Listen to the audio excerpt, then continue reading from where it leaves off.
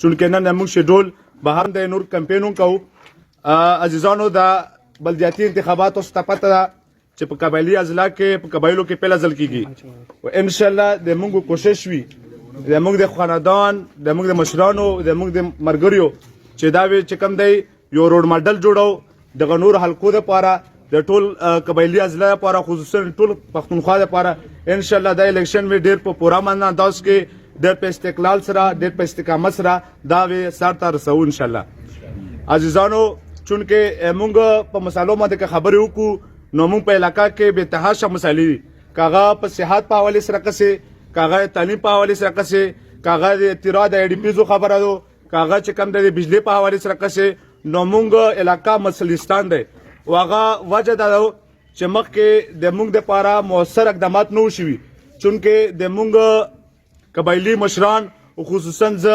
د الحاج شجګل سے شکریا ادا کوم او بیا د ټولو مشرانو چې په دا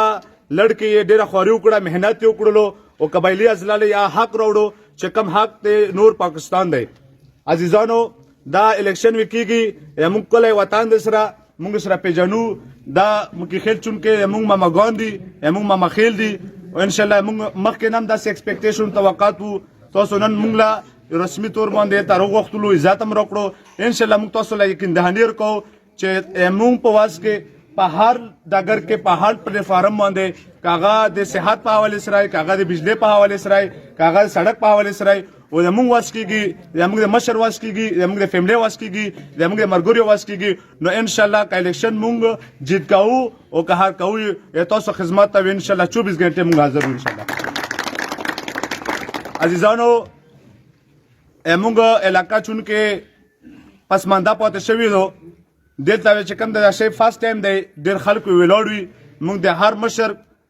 احترام کوو چې څومره امیدواران ولاړ دي موږ نه ښه دي موږ له قابل احترام دي موږ د هر سړي عزت کوو او ان شاء الله موږ نه کوشش وي چې موږ چې کوم دی د الیکشن په پوره انداز کې سر انجام کو. عزیزانو یوه خبره تکا چې تاسو صرف یو کوشش کولی شو دا ووټ چې کوم دی دا صرف د ووټ پارچه نه چې بس ما ووټ واچولو او چا په لالچ کې راغلم یا مې ذاتي دوستي ته وکتل یا مې ذاتي خوني رشتې ته وکتل نه دا چې کوم دی مونږ په یو مقصد استعمالو ګوره په دا ووټ کې تاسو د بچو مستقبل دی په دا ووټ کې تاسو د زنانو مستقبل دی په دا ووټ کې تاسو د مشرانو مستقبل دی که دا ووټ تاسو حقدار لا ورکړو یو خلکو لا ورکړو چې کم خلک دغه خبره حقدار دي هغه تاسو حق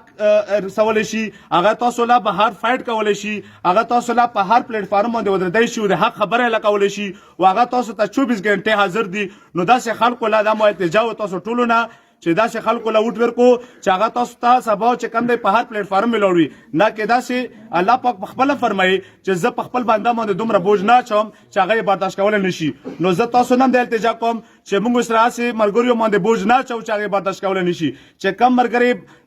زه خو دا نه یم چې موږ یې حقدار وي یا یې ما تره حقدار وي نه چې تاسو ته په کم حقدار دی شي او تاسو ته دا دی شي چې ماضي کې هم خدمت کړي او مستقبل کې مې تاسو توقع ته داسې خلکو له ووټ ورکړو ډېره مننه الله مې عزت کو